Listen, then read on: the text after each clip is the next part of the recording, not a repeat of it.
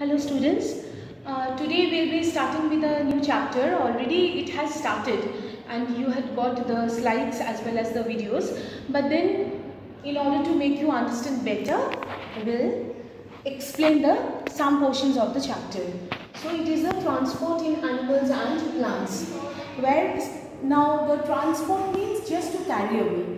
In case of animals as well as plants, wherever the organs are situated, if the organ is restricted to that area only, then the whole body system will not run.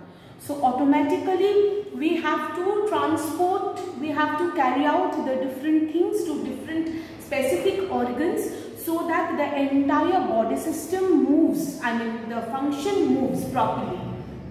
In this context, we will today learn about some portion of transport in humans, which is actually called the circulatory system. That this system particularly which deals with the transport of human being is called the circulatory system.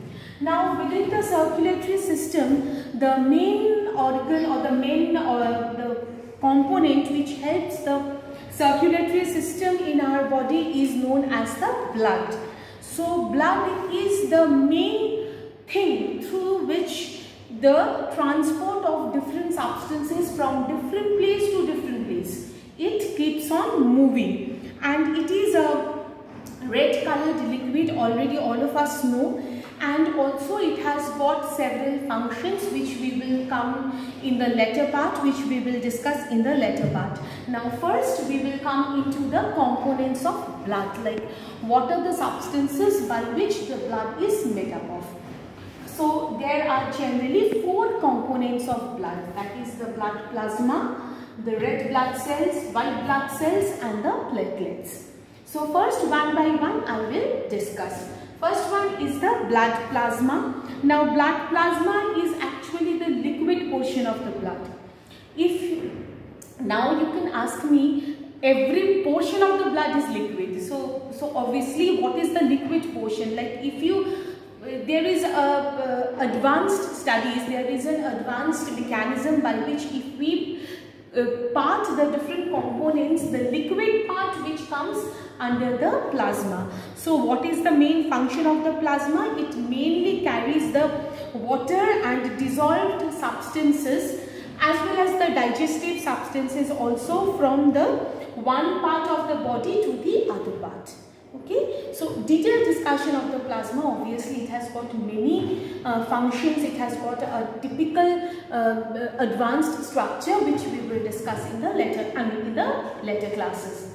Next one is the red blood corpuscle, or in short we say it is a red blood cells. So it is mainly responsible for carriage of oxygen. We all know that oxygen is the respiratory gas, and definitely we take oxygen as a respiratory gas. We perform the function of the respiration and ultimately we leave out carbon dioxide from our body. So the oxygen now red blood cell contains hemoglobin.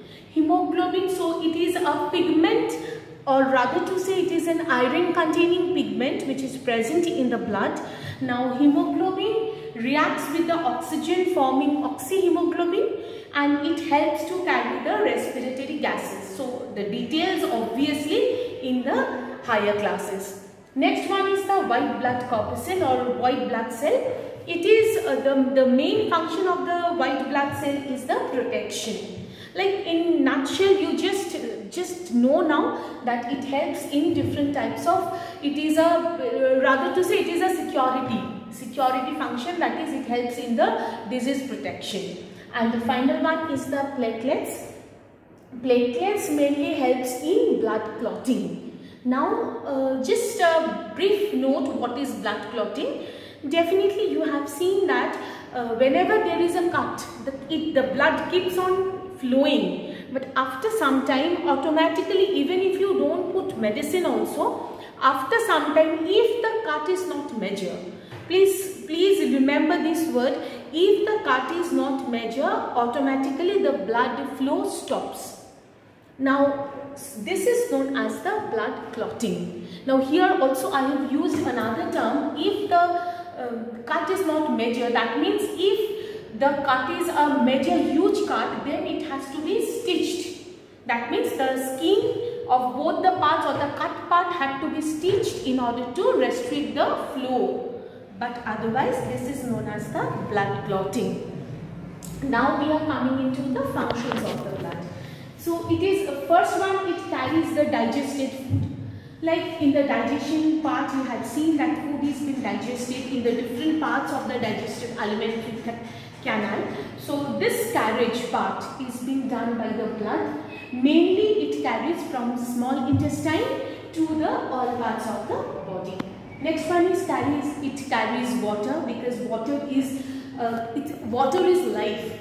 So obviously we drink water from mouth, and if the water would have been restricted in the mouth itself, other functions wouldn't have been done. So it helps to carry out the water. Then it helps to carry out oxygen. We inhale by nose. Then it has to be carried out in all parts. That function is done by blood. And also urea. Urea means the excretory product. Later on we will come into the discussion. And also it protects from many diseases. So in brief, this is the initial portion of the circulatory system. In the next class, we will discuss about the structure of the heart. Thank you.